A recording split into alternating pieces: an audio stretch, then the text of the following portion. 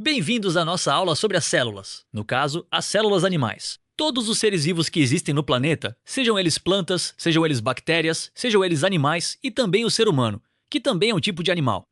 Todos os seres vivos são feitos de células. As células são muito pequenas. Para vocês terem ideia de quão pequenas elas são, se você pegar um fio de cabelo, uma célula é cerca de 8 vezes menor que a grossura de um fio de cabelo. Então ela é invisível sem microscópio. Você precisa de um microscópio como esse. Com esse microscópio você consegue ver as células. Como um microscópio funciona? Neste caso, um microscópio óptico.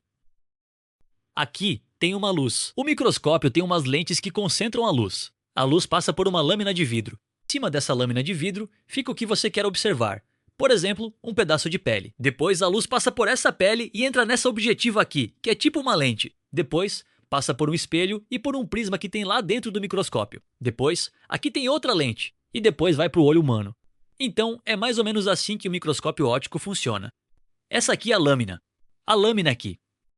Como se prepara a lâmina? Você pode colocar o objeto aqui, por exemplo, um pedaço de pele. E coloca também essa lâmina mais fininha chamada lamínula. Assim, você vai conseguir observar as células desse pedaço de pele. Por exemplo, vamos pegar as células da pele do dedo. Aqui está a unha. Aqui estão as células de gordura da pele. Aqui, o osso do dedo. Então a gente vai pegar esse pedacinho aqui do dedo para observar no microscópio. A gente vai aumentar essa parte aqui no próximo slide. E aqui está. Então, essa parte aqui que vocês estão vendo, esse retângulo aqui, é esse retângulo aqui, só que muito mais aumentado. Essas ondas aqui são as digitais do dedo, que são particulares de cada pessoa. Não existem duas pessoas no mundo que tenham digitais iguais. Mesmo gêmeos idênticos têm digitais diferentes. Então vamos pegar esse retângulo aqui e vamos aumentar um pouco mais nessa parte. Aqui já está bem mais aumentado. E a gente começa a ver as células do dedo, que são esses pontinhos pretos. Aqui, vamos aumentar um pouco mais e a gente começa a ver melhor as células do dedo. E aqui estão as células do dedo. Então, esse retângulo que a gente aumentou mostra as células do dedo. Aqui tem várias células, mais de 50.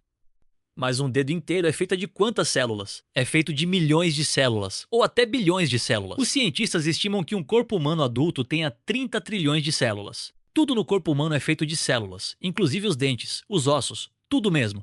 A célula tem algumas partes. Vamos aumentar essa parte aqui. Aqui tem a membrana chamada membrana celular. Essa parte aqui. Essa parte branca. Aqui tem o núcleo celular. E aqui tem o citoplasma. Aqui tem a membrana celular, que é tipo uma membrana muito fininha. Aqui tem o núcleo celular, que é tipo o cérebro da célula. E aqui tem o citoplasma, que é tipo um líquido que contém várias substâncias e vários órgãos da célula. Essas aqui são as células da pele do dedo. A pele do dedo é assim, tem as células vivas e tem as células mortas. As células mortas ficam aqui. As células mortas se descamam e se soltam. As células mortas são semelhantes às telhas de um telhado. Muito do pó da casa é feito de células da pele das pessoas que vão se descamando e caindo, além de pedacinho de tecido das roupas. Perdemos vários gramas de pele por dia, que descamam o tempo todo. Ao mesmo tempo, essas células vivas aqui vão se dividindo, multiplicando-se e formando novas células, e vão subindo cada vez mais. Vão morrendo e vão se transformando nessas células aqui. Então essas são as células da pele. A gente vai ter uma aula só sobre a pele e suas células. Agora é só uma visão geral. O que acontece quando uma pessoa corta sua pele? Qual é a importância da pele? A pele é uma proteção do corpo. Então, quando uma pessoa corta a pele, ela não tem mais essa proteção. Então, as bactérias que estão no meio ambiente entram dentro pelo ferimento e começam a comer a carne.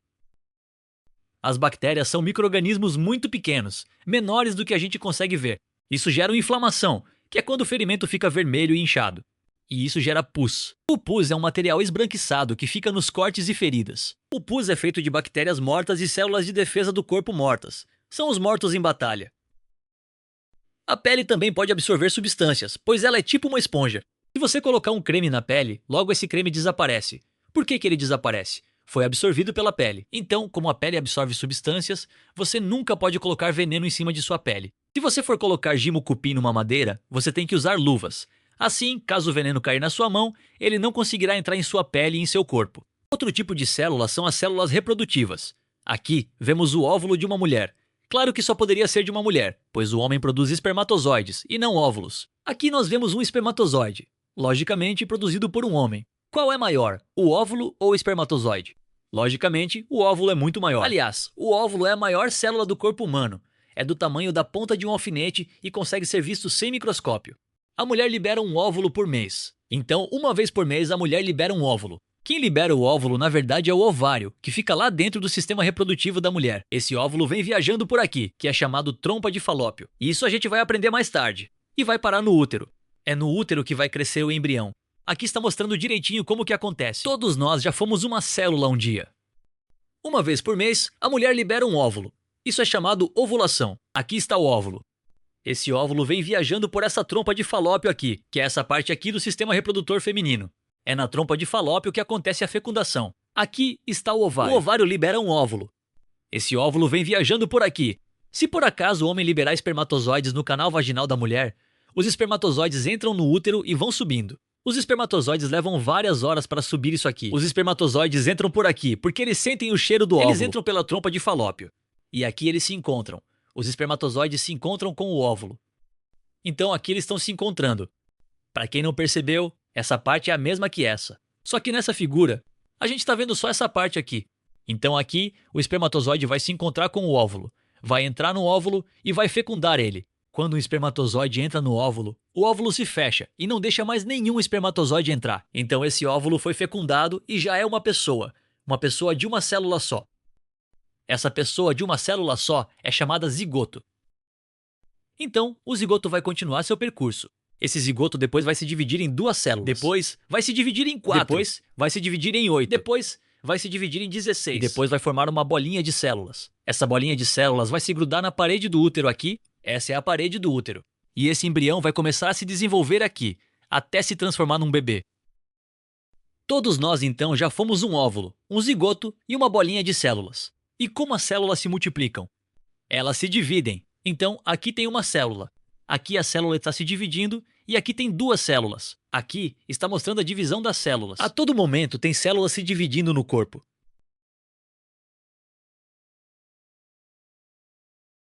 Por exemplo, deve ter alguns milhões de células se dividindo no seu corpo, principalmente se você estiver em crescimento, como no caso de crianças e adolescentes.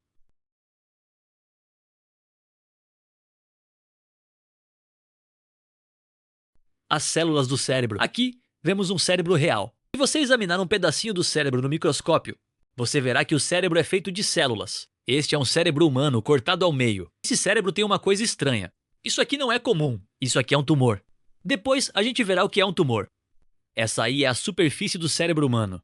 E essas aqui são as células do cérebro. Então, se você pegar um pedacinho do cérebro e colocar no microscópio, verá essas células. O nome dessas células são neurônios. Os neurônios se ligam uns aos outros e se comunicam, mandando sinais uns aos outros. Essa comunicação entre os neurônios nos torna capazes de falar, pensar, ouvir, enxergar, mexer os músculos. Quando um neurônio se encontra com outro, como é nessa parte aqui. Isso é chamado de sinapse. Mas isso é outro assunto que a gente vai aprender mais tarde. Os ossos também são feitos de células. Aqui estão as células do osso. Vocês estão vendo aquela partezinha ali? Aqui está aumentado. Então essa parte aqui é as células do osso, que é vivo. Essa parte branca e dura do osso é produzida por essas células do osso. Isso aqui é um osso seco, um osso morto. O osso, quando está vivo, é assim. É cheio de sangue dentro e cheio de células vivas também. Aqui tem a medula óssea. Essa aqui é a medula óssea vermelha e essa aqui é a medula óssea amarela. O cabelo também é feito de células. Isso é um fio de cabelo visto num microscópio super potente chamado microscópio eletrônico. Então, se você pegar um fio de cabelo e cortar ele no meio, verá que o cabelo é feito de células também. Essas aqui são as células do cabelo. Só que as células do cabelo são mortas, por isso que você não sente dor quando corta o cabelo. Esse é um cabelo humano, e esse é um cabelo de gato. Existem cabelos bem lisos, e existem cabelos que não são tão lisos assim, meio ondulados. Existem cabelos crespos também. O que faz o cabelo ficar crespo? O cabelo liso, ele é bem redondo, e o cabelo crespo é mais oval. Essa é a diferença entre o cabelo liso e o cabelo crespo. Além disso, o cabelo tem várias cores, mas isso é outro assunto. As células do sangue. O sangue também é feito de células. O líquido do sangue é chamado plasma, que é um líquido amarelo, e dentro desse plasma tem várias células vermelhas do sangue, que também são chamadas hemácias. A função das hemácias é transportar o oxigênio pelo corpo. Também tem as plaquetas, que fazem os ferimentos pararem de sangrar. Também tem as células brancas, que aqui estão azuis, mas na verdade elas são brancas. As células brancas são os soldados do corpo, são as células de defesa. Então, quando alguma coisa estranha entra no seu corpo, por exemplo, uma bactéria, essas células brancas saem atrás da bactéria para matá-la. É por isso que você não morre quando uma bactéria entra no seu corpo. Se não tivesse células brancas no seu corpo, as bactérias iam se reproduzir em seu corpo e isso seria fatal. Então, é graças às células brancas que a gente não morre disso. Pergunta: essas são as células vermelhas ou são as células brancas? São as células vermelhas. A função das células vermelhas é transportar o oxigênio pelo corpo. É assim que o sangue se parece no microscópio. Com 100 vezes de aumento, você vai enxergar o sangue assim. Aqui é 400 vezes de aumento. Além de células vermelhas, também tem algumas células brancas e plaquetas, e o líquido do sangue é chamado plasma. Com 1000 vezes de aumento, dá para ver as hemácias bem direitinho, que são as células vermelhas. Então, é assim que é o sangue visto no microscópio. Então, tem as células vermelhas e as células brancas. Para lembrar o que as células vermelhas fazem, elas transportam oxigênio pelo corpo. E o que as células brancas fazem? Elas defendem o corpo. Então, se entrar uma bactéria, elas vão sair atrás da bactéria. Também no nosso corpo existem células de gordura. A gordura não fica solta no nosso corpo. Na verdade, existem células que guardam a gordura. Essas células são chamadas adipócitos. Quando uma pessoa é muito gordinha, não é que ela tenha mais células de gordura. Na verdade, as células de gordura dela são maiores, guardam mais gordura. Se a pessoa emagrece, suas células de gordura ficam menores. Aqui, uma pessoa bem gordinha. E aqui, uma pessoa magra. Olha só, vários órgãos internos dela estão cheios de gordura. Não é só a pele, lá dentro também tem bastante gordura. Isso não é saudável para a pessoa, porque o coração tem que fazer mais força para bombear sangue para um corpo maior. E o coração se cansa mais rápido. E a pessoa pode morrer por doenças no coração. Além disso, pessoas gordinhas têm mais colesterol, que pode entupir as artérias. Bom, vamos falar um pouquinho sobre tumores. O que é um tumor? Um tumor é quando uma célula começa a se dividir sem parar e sem ter função alguma. Ou seja, a célula se divide e forma uma bola no teu corpo, sem função alguma. Isso é um tumor. Uma célula da pele que se dividiu sem parar e formou uma bola. Este é tumor benigno, pois ele só fica aqui e não se espalha pelo corpo. Tumor benigno é formado de células que não se espalham pelo corpo. Se não crescer demais, não traz grandes riscos à saúde. As verrugas são exemplos de tumores benignos. Esse aqui é um tumor benigno, uma verruga. Também tem um tumor benigno que é chamado lipoma, que são células de gordura embaixo da pele que começam a formar uma bolinha lá embaixo e formam um calombo. Muitas pessoas têm isso nas costas, não se espalha e pode desaparecer sozinho. Se não desaparecer, pode ser removido com cirurgia, mas muitas vezes nem é necessário. E o que é um tumor maligno? Tumor maligno é quando as células começam a se reproduzir sem parar, entram na corrente sanguínea e se espalham pelo corpo. Tumor maligno também é chamado de câncer. Então, um câncer que às vezes começa na pele pode entrar no sangue e se espalhar por todos os órgãos, tais como pulmões e cérebro. O tumor maligno é o que nós chamamos de câncer.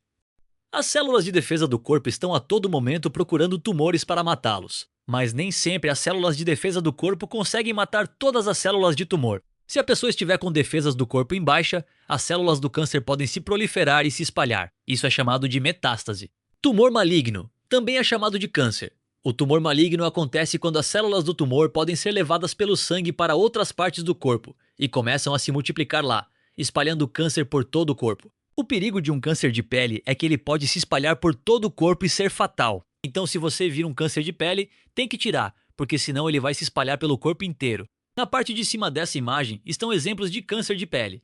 Já na parte de baixo dessa imagem estão exemplos de sinais comuns.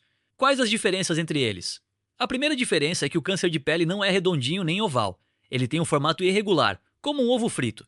A segunda diferença é que o câncer de pele tem mais de uma cor, enquanto o sinal comum tem uma cor só. A terceira diferença é que o câncer de pele cresce, enquanto o sinal comum fica sempre com o mesmo tamanho.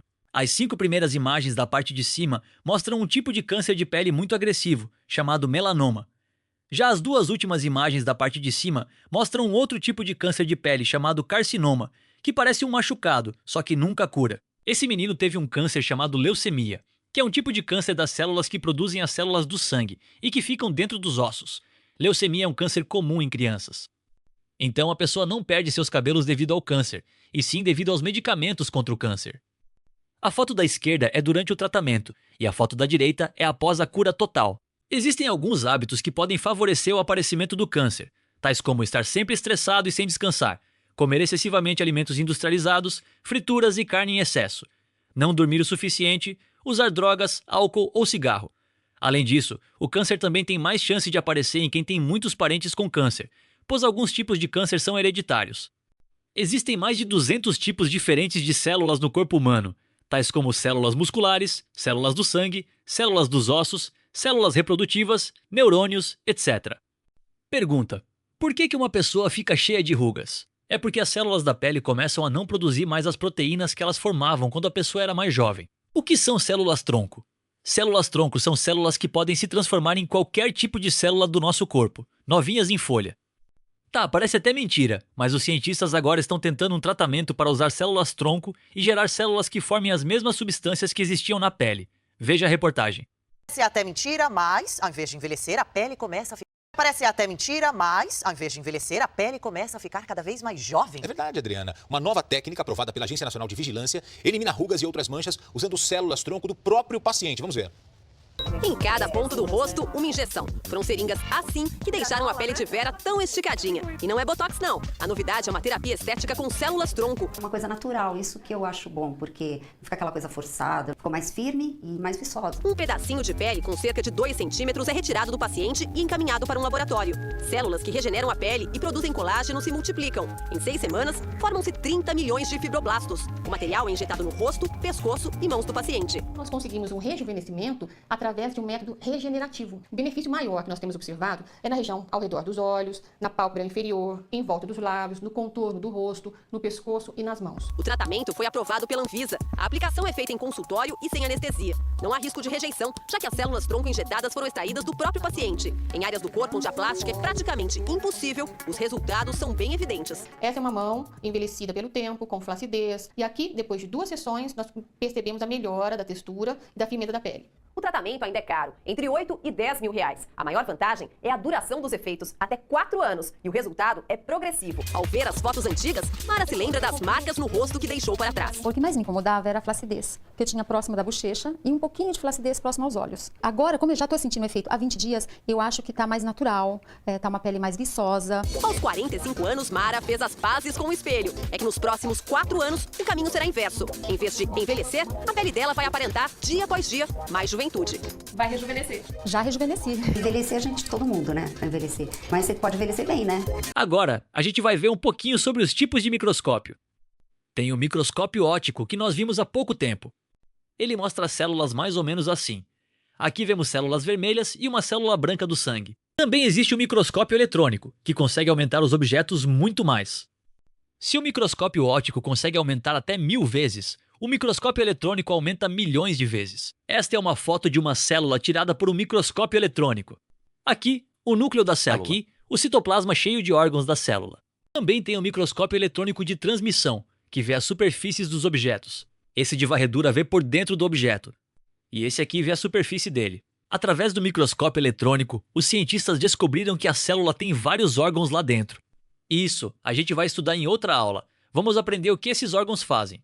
Vamos ver o nome de alguns desses órgãos. Tem o núcleo celular, tem o complexo de Golgi, tem os lisossomos, mitocôndria, membrana celular, retículo endoplasmático, ribossomos, centríolo. E assim vai. São muitos órgãos que tem dentro da célula. A célula é algo super complexo e os cientistas estão tentando compreender como a célula funciona. Eles já conseguiram entender muitas coisas, mas falta entender muito mais ainda. Espero que essa aula tenha dado uma visão geral sobre as células. Então, muito obrigado por assistirem e até mais!